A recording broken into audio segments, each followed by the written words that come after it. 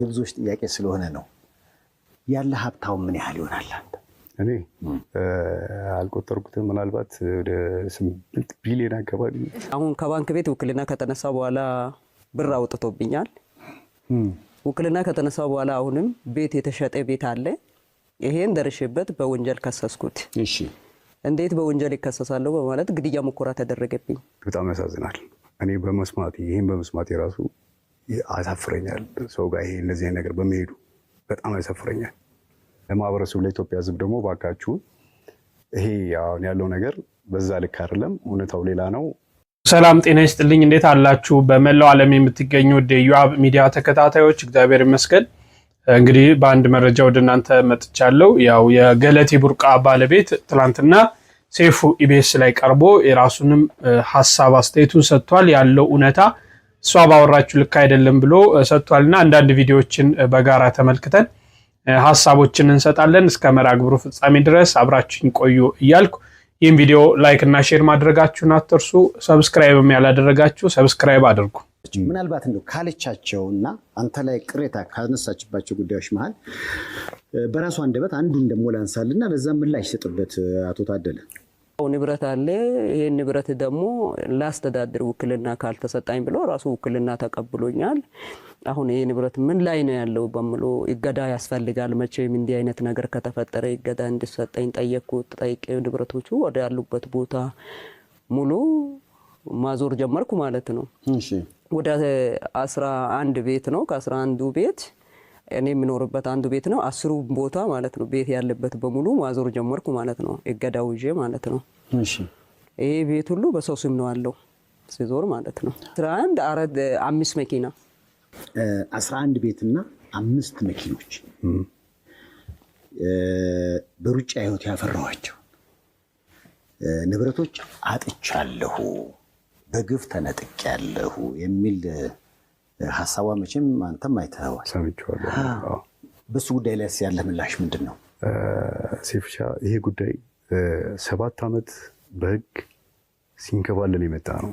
ይሄ አሁን ስፔሻሊ 11 ቤት ያለችው ቦታዎች በዝርዝር የቀረቡ አንዳንድ ቦታዎች አሉ። ለዛ ቢያንስ ከ5 ከ6 ከ7 ጊዜ መረጃ እንዲመጣ ተልኮባቸዋል። አካባቢ ላይ መረጃ የሌለ ነገር መቼስ የለም አይደለ? ያ ሳያገኝ ነው ይሄ ፍርድ ቤት እዚህ አይቶ 7 ዓመት ፈይቶ እዚህ ውሳኔ ላይ ደረሰው። እነሱ ማብራራት ከፈለገ ማብራራት ይቻላል። አንደኛ 11 ቦታ አለኝ ስትላት ይቅርታ አድርግልኛ ሴፍሻ 11 ቤቶቹ የት ናቸው ያሉት? እያንዳንዱ ቤት ስንት ተገዙ፣ ስንት ተሸጡ፣ የት ነው ያሉት፣ ምንድናቸው? ስፔሲፊክ እንኳን የተቀመጠልን ነገር የለም። እኔ እንደተረዳሁት ከሆነ ስህተት ካለብኝ አረም ምንም እዚህ ቦታ ላይ የሚል የለም። በአፍን የተነገረ እንጂ ምንም ማስረጃ ቀርቦላ አይደለም። አሁን ባፏ ነው ያለችው እንጂ 11 ቤት የሚባል ነገር በፍጹም የላትም የለንም። እንግዲህ እንደገባኝ ከሆነ ያው ይሄ ፕሮግራም ዝነኞች ይመጣሉ፣ ይቀርባሉ፣ የህይወት ውጣ ውረዳቸውን ይናገራሉ። እንደ ፍርድ ቤት ሳይሆን የሚፈጠሩ አላግባብ የሚነሱ ጉዳዮች ካሉ ደግሞ ያ ስሙ የተነሳበት አካል ደግሞ ምላሽ እንዲሰጥ ይደረጋል።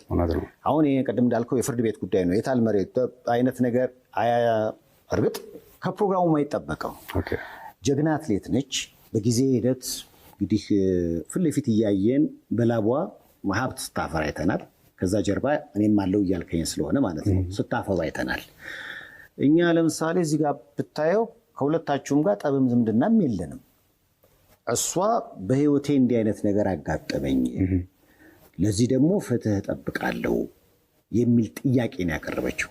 ስለዚህ ዛሬም የተገናኘነው እኮ ከዛ ተነስተን በዚህ ወገን ስሙ የተነሳው አካል ምን ይላል ለሚለው ምላሽ የሰጠኝ ነው። እንደውም አንደኛውን ቤት ለወላጁ እናቱ ሸጠ ነው። ምናልባት እስኪ ቪዲዮውን አይተነው እንመለስ።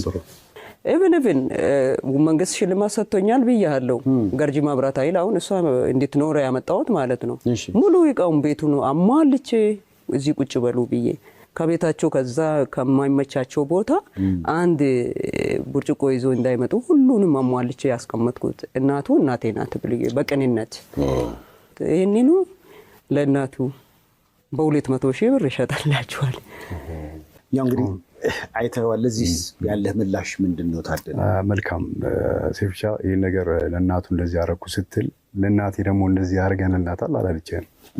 እውነታው ግን ምንድነው መሰለህ 2002 ላይ የእሷ እናት ማለት የኔም እናት ናቸው። እናቶችን ኮፈሌ ነበር የሚኖሩት።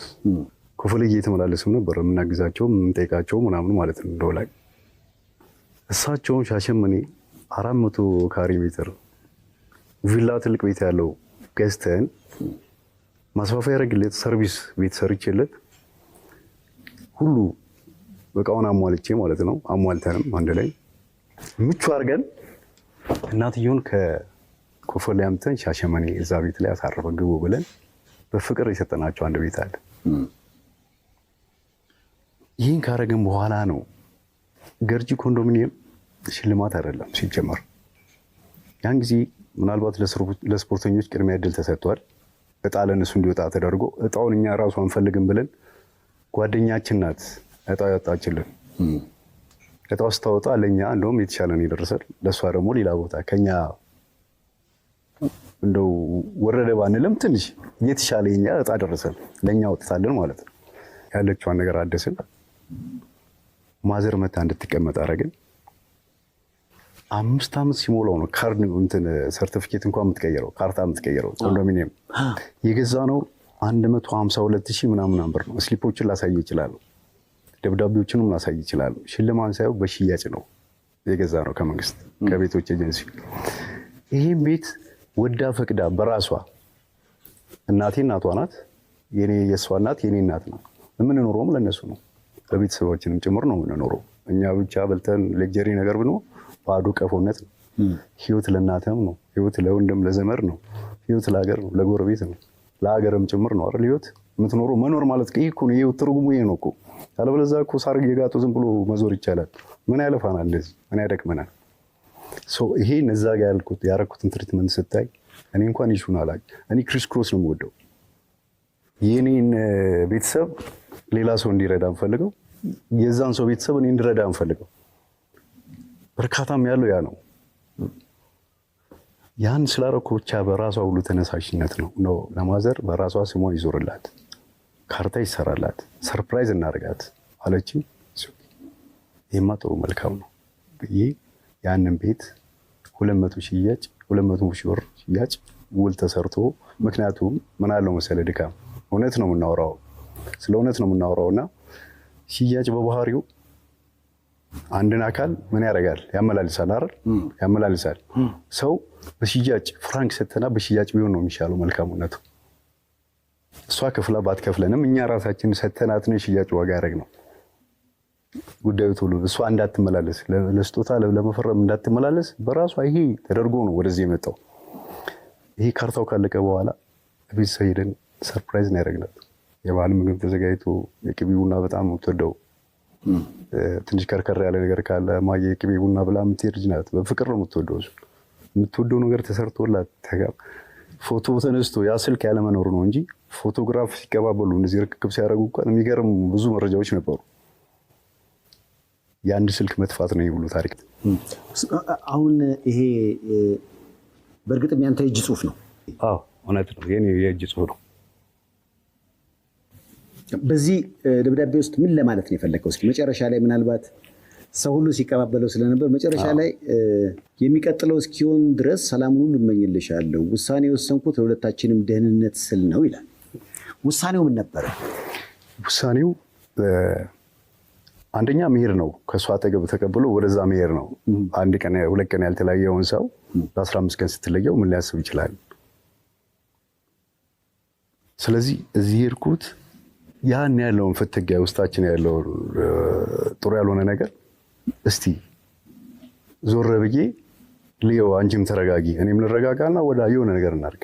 ሀሳቡ ባጭሩ በእኔ ቋንቋ ይሄ ነው። ከዛ መረበሽ እየመጣች ነው፣ ተቀብሏታል። ቤታ ስትመጣ እንዳትረበሽ ነው ይሄን አውጥቼ ቁጭ ያደረኩላት። እጄ ላይ ያለውን ቀለበት አጠገቧ አድርጌ እንድታየው ነው። ገብቷል? ሌላ ኢሜጅ የለውም። ተረጋጊ። ኦልሬዲ ወስኛለሁ ፍቺ። ምክንያቱም ብዙ ጊዜ ታሽቶ መጥቶ እዛ ጋር ወስኛለሁ ፍቺውን። እኔ ላይ ግን ልክ ነኝ ልክ አይደለሁም የሚለውን ደግሞ አዳምጥ ፈለኩኝ። ነገር 15 ቀን ጊዜ የሰጠሁት ለዛ ነው። እስቲ ሆይ ራሴ ላይ ጸበል አድርግ፣ የእምነት አባቶች ይጸልዩልኝ። ምን ጋር ነኝ ያለሁት? እውነት ነው እኔ ነኝ? ከኔ ውጪ ነው? ልክ ነው ልክ አይደለም ሐሳቤ? 15 ቀን በደንብ ከራሴ ጋር ወራው።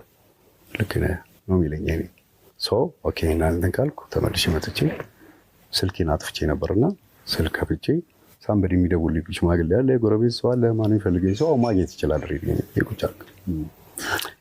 እሷ ግን ሆን ብለህ እንደተደበቅ አይነት ስሜት ከንግግሯም እንደገባኝ ምናልባት እሷ አለ ምናልባት ቃል በቃል የሷን ብንሰማው እስኪ 2009 ወደ ውድድር አሜሪካ ይርኩት ከዛ በኋላ ባለቤቴ ከቤት ወጥቶ ጠፍቶ ጠበቀኝ ማለት ነው። እኔ ሲመለስ ማፈለግ ጀመርኩ። አንድ ብጣሽ ደብዳቤ ተጽፎልኝ ተቀምጦ ነበረ ጸበል ሄጃለሁ የሚል የተጋባ ነው በፕሮቴስታንት እምነት ነው በሙሉ ወንጌል እንዴት ጸበል ሊሄድ ቻለ የሚል ጥያቄ ነበረኝ።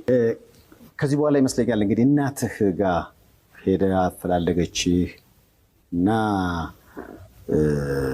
የሰጣሃት ምክንያትና የሆነው ነገር እንደተለያየ ነው እሷ የተናገረችው። ያ ልክ አይደለም በእኔ እምነት። አሁን እናቴ ጋር ደውላ እናቴን አግኝቼ የተደረገው ነገር የሆነው ልክ አይደለም፣ ከስተት ከመንገድ የወጣ ነው። እኔ መጣሁ፣ ስልኬን ከፈትኩ፣ አንድ የሚያውቁኝ ሽማግሌ ደውሎ አገኙ፣ አናገሩኝ። እኔ በጉዳዩ ያው ራሴን ለማዳመጥ ይህን ያህል ጊዜ አልነበርኩም፣ ርቄ ነበር ከሷ። አሁን ግን መጥቻለሁ። የመጣሁትም ያው መነጋገር ለውሳኔ ነው፣ ያለውን ነገር ማናገር ይችላሉ አልኳቸው። አናገሩኝ፣ በተለያየ መንገድ አናገሩኝ። መጨረሻ ላይ ያለውን በአቋም ጸንቼ ነው የመጣሁት። ጸንቻለሁ፣ ምክንያቱም መኖር ማልግት እንዳልኩ ብዙ ነገሮችን ተክተ ማለፍ ነው። ስለዚህ እዚህ ጋር ወይ የኔ ያለመኖር ለሷ ሌላ እድል ይሆናል ብዬ አምን ነበር እኔ። ምክንያቱም ብዙ ጋር ያለው ፍትጊያ ሌላ የተሻለ ነገር ይፈጠር ይሆናል። ሰው ለምን እንደክማለን ሁለታችን በባዶ መፈራገጥ ዝም ብሎ ካልተግባባ ተግባብተው ነገር ማድረግ ካልቻልክ ደግሞ በእህት በወንድ መቀጠል ይችላል እኮ አይደለ? ያን አስቤ ያደረኩ አባታችን ጠሩ፣ ሽማግሌው ውሳኔ ነገርኳቸው። እሷን ጠሩ፣ አናገሩ፣ ተነጋገርን።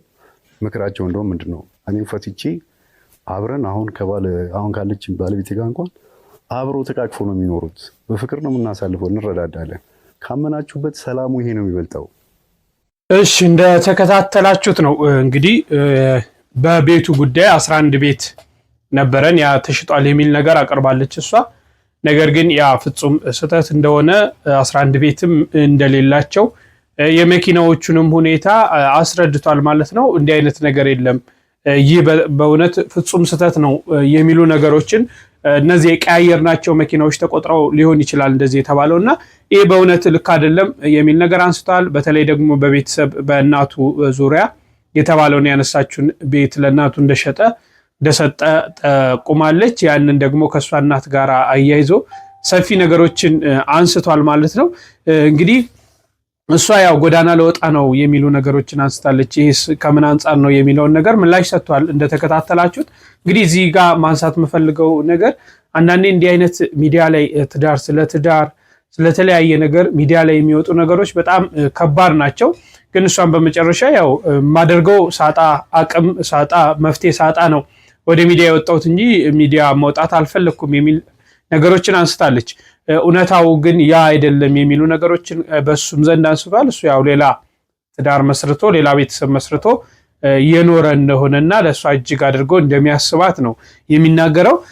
እስቲ በሃይማኖታቸውስ ምን ይመሳሰሉ ነበር? እንዴት ነው ሊያስገድለኝ ሩጫ ካቆምኩ ረጅም ጊዜ ሆኖኛል፣ ዛቻ ሲዛትብኝ ነበር የሚሉ ነገሮችን አንስታለች። ይህንን እንስማ እስቲ።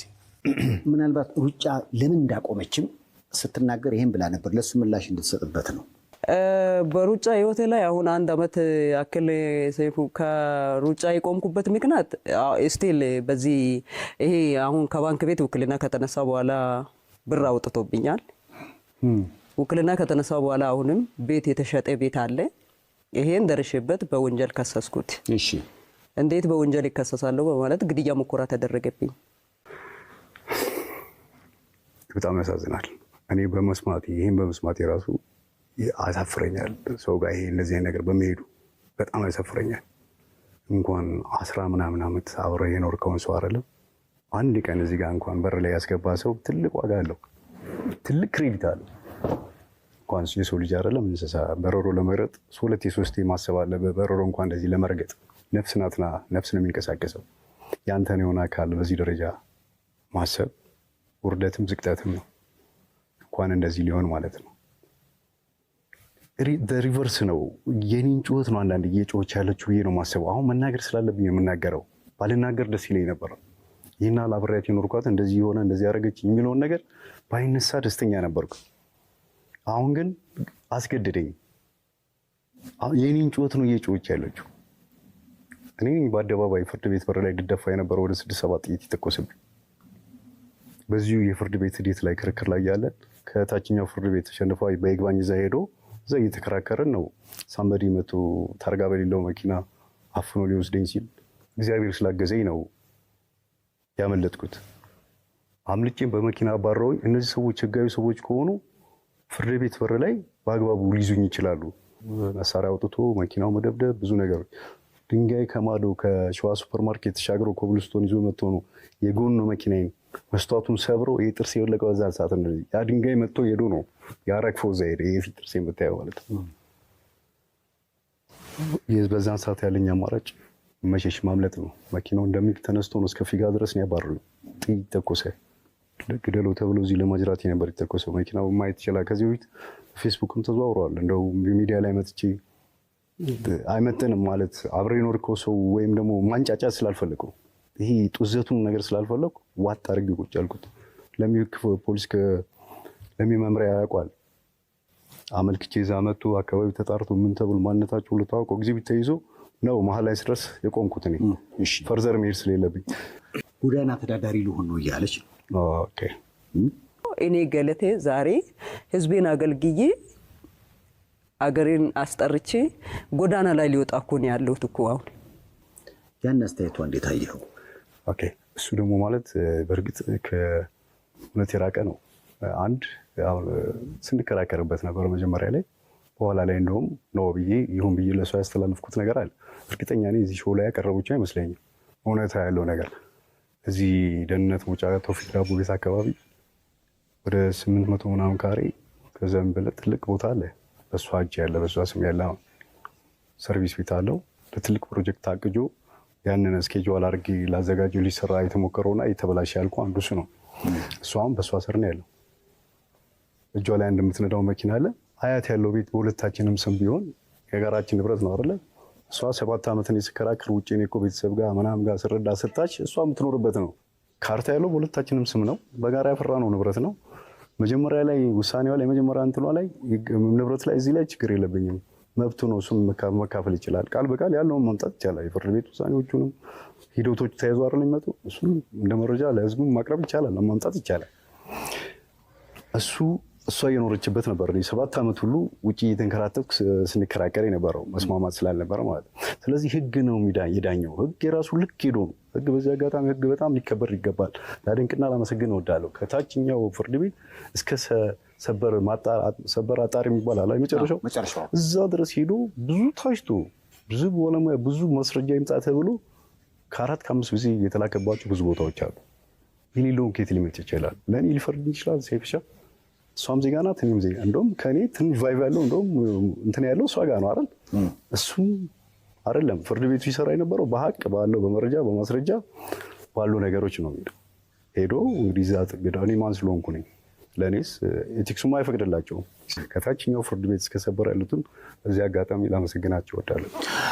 እንደው ምንድን ነው መፍትሄው? ምክንያቱም ቅድም ብለኸኛል፣ በፍቅር ጥሩ ጊዜያትን አሳልፋችኋል። እግዚአብሔር ሳይፈቅድ ተለያያችሁ። አንተ በግል ሌላ ህይወት ውስጥ ገባህ። ነገሮች ግን በክስ ለዓመታት ሄዱ። መጨረሻ ላይ ወደዚህ አቅጣጫ የመሄድ ነገር እንደሚገባኝ ጫፍና ጫፍ ሆኖ የመጓተት ነገር አለ።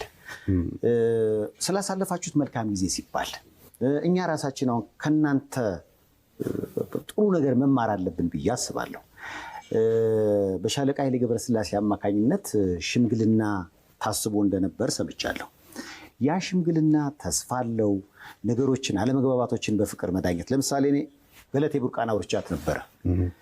እኔ በቃ አማራጭ ሳጣን ወደ ሚዲያ ወጣሁት እንጂ ለምሳሌ አያት ላይ ያለው የተወሰደብኝን ቤት ማግኘት ከቻልኩኝ ይበቃኛል የሚል ነገር ብላለች። አሁን ሰውም ደግሞ ስታየው ፊት ለፊት አሁን ቅድም እንደነገርከኝ ነው ከዚህ ልፋትና ድል ከዚህ ሀብት ጀርባ አንተ መኖርህን ነገርከን እንጂ ፊት ለፊት የምናየው እኛ ገለቴን ነው። እውነት ነው። ቅድም ግን ስትነግረኝ አሁን የኮች ያህል ኮቿ ነበርክ እንዴ? የራሷ አጋዥ። ምክንያቱም ከዚህ በፊት 97 98 አካባቢ ራሱ ያሰሯት ፍቅር ይልቃል ጋዜጠኛ ፍቅር ይልቃል ፕሮግራም ሰርቶበታል። እንግዲህ ከተጋባን ከስንተኛው ኦልሞስት ከ8 ዓመት ከ7 ዓመት በኋላ ነው። እኔ ከዛ ፊት ወደ ፕሮቴስታንት እምነቱ መሄድ አቁሜ ነበር። እሷን አደርሳታለሁ፣ እሷ ተሳትፋ ብላ ትመጣለች፣ እኔ ውጭ ላይ ጠብቃታለሁ፣ ወደ ቤት እንሄዳለን። ይሄ ነበር ሂደቱ። ምክንያቱም እኔ በራሴ ምክንያት ፖዝ አድርጌ ራሴን እንትን እያልኩ ነበር። በራሴ ራሴን አገለግላለሁ። እኔ በማምንበት መንገድ ለእኔ እምነት ማለት ራስ ላይ ያለው ምንድን ነው? ለሌላው መኖር፣ ራስ መኖር፣ ፈጣሪ ማምለክ፣ ነገሮች ሁሉ ማስተካከል ነው። ስለዚህ እኔ በእኔ መንገድ በዛ መንገድ ስለማየው ቆም ብዬ እሷን ትሪት ማድረግ የእሷ መብቷ ነው። የምታምነው የምትፈልገው ነገር ስታደርግ ኦኬ ጎሄድ። እኔ ግን እስቲ ለምሳሌ እኔ ኦርቶዶክስ ሆኜ እሷ ፕሮቴስታንት ሆና ማንም ሰው አብሮ ይኖራል። የዓለም ሀገራችን ላይ እኮ ብዙ እምነቶች አብረን እየኖርን ነው። እምነት ሃይማኖት የግል ነው፣ ሀገር የጋራ ነው።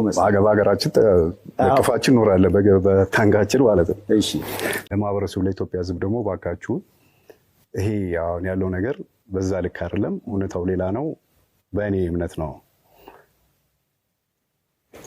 ይህም በዚህ ተረድታችሁ የደቡብ ፍርድ እንዳይሆን ተቀባብሎ አንዱ ለአንዱ ተቀባብሎ የደቡብ ፍርድ ሆኖ ሳምበዲ እንዳይጎዳ ሁላችሁም የራሳችሁን አስተዋጽኦ አድርጋችሁ እውነታውን ተረድታችሁ ሰላም እንዲፈጠርበትና ሁሉም ሰው ወደ መልካም መንገድ የሚሄድበትን ሳፖርት እንድታደርጉ እንድታግዙ እንፈልጋለን እላለሁ። እግዚአብሔር ያክብርልኝ፣ አከብራለሁ። ምናልባት የሰነበት ጥያቄ ነው። ነገሮችን በውይይት ለመፍታት የምትሄዱበት አግባብ አለ? ተስፋ አለው? ነገሮችን በመግባባት መፍታት ይቻላል የሚል እምነት አለ? በጣም ደስ ይለኛል። ካለ መኖር ከመጣ አረፈደበትም። ኦልሬዲ ጥግ ደርሷል። በእርግጥ እኔ በሽምግልና በፌር በሆነ ነገር ማመን ነው። ተው ይሄ ልክ ነው ብሎ አሳማኝ ሆኖ ቆንጥሮ በሚያሳልፈኝ ተቆንጥጬም ስላደኩ በደስታና በፍቅር የምቀበለው ነው። ሰላም ነው ፈልገው። ለእኔ ሰላም ፈልጋለሁ፣ ለቤተሰቦች ሰላም ፈልጋለሁ፣ ለማህበረሰቡ ሰላም ፈልጋለሁ። እርስ በርስም እንትን ይላል። እሺ ግራ ነው የሚያገባው። እኛ ማንን እንመናል? አንድ እውነቱን ነው፣ ማወዛገብ ነው። በሁለቱም ዘንድ ማወዛገብ ነው ያለው። እንግዲህ እሷ ሊያስገድለኝ ኦር ጥቃት እየደረሰብኝ ነበር የሚል ነገር ሀሳብ አነሳች። እሱ ደግሞ መጥቶ እሷ ናት ታስገድለኝ፣ በስንት ነገር ነው ያመለጥኩት የሚሉ ነገሮችን አነሱ። በሃይማኖት እንኳን እንደማይመሳሰሉ ተናገሩ እዚህ ጋር ማለት ነው። እንግዲህ ሃይማኖት የግል ነው፣ ሀገር የጋራ ነው የሚል ነገር ሴፉ በመጨረሻ አንስቶታል። ሰምታችሁ ከሆነ ዋናው ነጥቤ ማንሳት ፈልገው ይሄንን ነው። በፍጹም ትክክል አይደለም። ሃይማኖት የግል ነው፣ ሀገር የጋራ ነው የሚባለው ነገር ለሌላው ህብረተሰብ ነው። ባልና ሚስት መካከል ግን ሃይማኖት የግል ነው ተብሎ እሷ ፕሮቴስታንት እሱ ኦርቶዶክስ ሆነው በአንድ ቤት ውስጥ መኖር አይችሉም። ይሄ በጣም ፍጹም ስህተት የሆነ ነገር ነው። ዛሬ ያንቺን በሃይማኖትሽ እኔም በሃይማኖቴ አብረን እንኖራለን፣ ይሄ ዘፈኑ ላይ ነው። የኢትዮጵያ ኦርቶዶክስ ተዋሕዶ ቤተክርስቲያን ይህን በፍጹም ነው ማትቀበለው ማለት ነው። ብርሃን ከጨለማ ጋራ ምን ህብረት አለው ነው የሚለው ጌታ። ብርሃን ከጨለማ ጋር ምን ህብረት አለው? ከማይመስላችሁ ጋራ በአንድ ማዕድ እንኳን አትቀመጡ፣ በህብረት አትቀመጡ ነው። ስለዚህ ከማይመስለን አካል ጋር እንዴት ነው ትዳር መስርተን ኑሮ መስርተን ህይወት መስርተን የሚወለዱ ልጆች ከየትኛው ወገን ነው የሚሆኑት?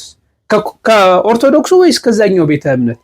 ትዳር የምትመሰርቱ አካላቶች በመጀመሪያ መስፈርታችሁ ሊሆን የሚገባው ሃይማኖትና ሃይማኖት ብቻ ነው። እግዚአብሔር የማይገኝበት ትዳር እንዲህ አይነት ምስቅልቅል ህይወት ይወጣል። አትጠራጠሩ። አንቺም በሃይማኖትሽ እኔም በሃይማኖቴ ተብሎ የሚገባበት ትዳር ላይ አመት ከቆዩ ራሱ ነው እንጃ የአፍላ የፍቅር ጊዜያችን 3 ወር 6 ወር ሊቆዩ ይችላል። ከዛ በኋላ ግን ከፍተኛ ጋፕ ከፍተኛ ልዩነት ይመጣል። ትዳር እኮ ማለት እኮ 3 መሰረታዊ ዓላማዎችን ይዘን ነው የምንገባው። ከዛ ውስጥ እኮ ለምሳሌ ስጋዊ ምኞታችንን ስጋዊ ምኞት ሴክስ የምንለው ነገር እንዳያሸንፈን ነው አይደል? እሺ እሷ ኦርቶዶክስ ሆነች፣ እሱ ሌላ ቤተ እምነት ላይ ጾም ላይ ሲሆን በምንድን ነው የሚስማሙት? መቁረብ ስትፈልግ በምንድን ነው የሚስማሙት? አንድ ባልና ሚስት አንድ አካል አንድ ስጋ ናቸው። ሊለያዩ ሊነጣጠሉ አይችሉም። እግዚአብሔር አንድ የሚያደርገው ግን ይህንን በቤቱ ስንጋባ ነው። ስለዚህ እንዲህ አይነት ነገሮች ለሃይማኖት ከፍተኛ ለትዳር ከፍተኛ ጠንቅ ናቸው ማለት ነው። እርስ በርስ መለያየት ይመጣል። እንግዲህ እንዲህ አይነት ነገሮች ነው ያሉ። እሷም እውነት ነው ለሀገር ደክማለች፣ ለፍታለች፣ ሮጣለች። ባንዲራችንን በዓለም መድረክ ላይ አውለብልባለች። ትልቅ ክብር ሊሰጥ ያስፈልጋል። የፍርድ ቤቱ ሁኔታ እነዚህን ነገሮች በስፋት ይፈታል ብለን እናስባለን። እንደው የሽምግልናውንም ነገር እንደሚቀበለው ተናግሯል። እኔ በጣም ነው ደስ ቢለኝ፣ ችግር የለብኝም የሚሉ ሀሳቦችን አንስቷልና እነዚህ ነገሮች ትንሽ ጥሩዎች ናቸው። እግዚአብሔር እንዲፈታላቸው ሰላም እንዲያመጣ ሁላችንም ባለንበት ልንጸልይ ያስፈልጋል። እንደው ዝም ብለን ከምንለያይ አንድ የእግዚአብሔርን ቃል ሰምተን በመጨረሻ እንለያያለን። በጣም አስቸጋሪው ነገር በምድር ላይ ምን ይመስላችኋል? ምንድነው በምድር ላይ በጣም አስቸጋሪው ነገር? ሰው ያልሆነ ማንነቱን ሰዎች ነህ ሲሉት ይቀበለዋል። አሁን ሌባ እንደሆነ ያወቀ ሰውየው አንተ እኮ መጽዋች ነህ ሲሉት ይቀበላል። ሌብነቱን እያወቀ እኮ ነው። በጣም ነው የሚያስደንቀው። ሰው እያወቀ ለምን እንደሚቀበል አይገርማችሁም? ማንነቱን እያወቀ ማለት ሰዎች ካሉን ምን አደርጋለሁ ነኝ መቼስ አይባል ያላደለው። አሁን ይሄንን ድንጋይ ብድግ ብዬ አንተ እኮ በቃ ጥሩ ሰው ነህ ብለው ሰው አይሆንም። ይሄ ያልሆነ ነገር ለምን አይምሯችን ይቀበላል? ክብር ወዳጆች በጣም ስለሆነ ነው። በዓለም ላይ ዓለምን ሙሉ ብጥብጥ የሚያደርገው ክብር መውደድ። የሌለንን ክብር ሰዎች እንዳለን አድርገው ሲነግሩን እንቀበለው። ዋሽተን ይሁን በቃ ምን እናደርጋለን ብለን እንቀበለዋል። በዓለም ላይ ትልቁ ጣዖት ኃጢአት የሚባለው ራስን መውደድ፣ ትልቁ ደግሞ ፍቅር የሚባለው ራስን ለባልንጀራ ፍቅር አሰልፎ መስጠት። አልቦ ፍቅር ዘይአቢ እምዝ ፍቅር ከመብእሲ ዘይሜጡ ነፍሶ ቤዛ ነፍሰ ቢጹ። ሰውነቱን ስለ ባልንጀራው አሳልፎ ከሚሰጥ ሰው በቀር ከዚህ የሚልቅ ሌላ ፍቅር የለም ብሎ ባለቤቱ የነገረን ማለት ነው። ክርስትና አንሶ መክበር ነው። አንሶ መክበር ክርስትና ነው። ከብሮ ማነስ ደግሞ ሰይጣናዊነት ነው። እግዚአብሔር ይስጥልን። እንግዲህ ለዛሬ ያዝነው መርሃ ግብር ይመስላል። ሐሳብ አስተያየቶቻችሁን በኮሜንት እየሰጣችሁኝ በሌላ መርሃ ግብር እስክንገናኝ ቸርን ሰንብት።